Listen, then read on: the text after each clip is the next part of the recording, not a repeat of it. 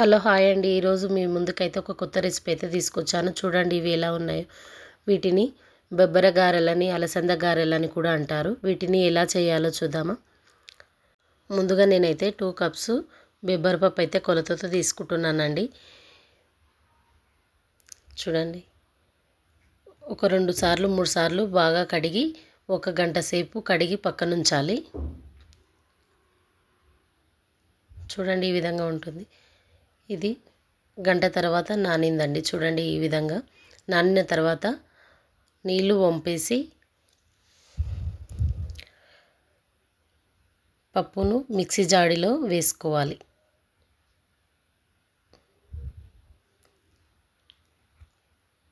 ఇంకా వాటిలోకి 10 నుంచి 15 వరకు వెల్లుల్లిపాయలు పొట్టు తీసినవి వేసుకోవాలి.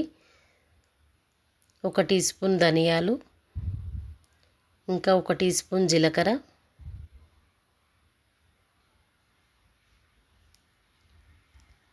8 నుండి 10 వరకు పచ్చిమిర్చి తీసుకోవాలి.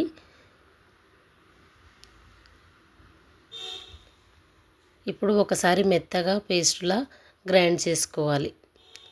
ఇలా కొంచెం బరకగా ఉండాలండి.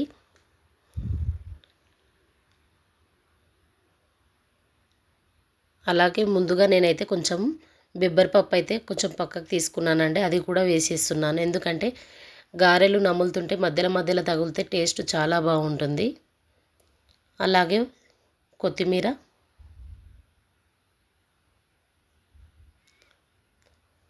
తగినంత సాల్ట్. ఇప్పుడు మొత్తం కలిసే విధంగా కలుపుకోవాలి.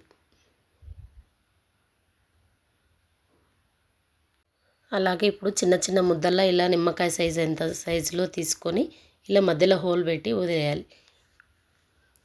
ఇప్పుడు ఆయిల్ వేడెక్కాక చూడండి, చేయితో చేయలేని వారు ఇలా ఒక కప్పై క్లాత్ పెట్టి ఇలా ఒత్తేసి మధ్యలో హోల్ పెట్టి చేయిపై వేసి వదలడమే. చూడండి, లేదు అని అంటే చేయితో ఒత్తే వాళ్ళు ఇలా వేసుకోవాలి. ఇలా గోల్డెన్ రంగులో వచ్చినంత వరకు వేయించుకోవాలండి.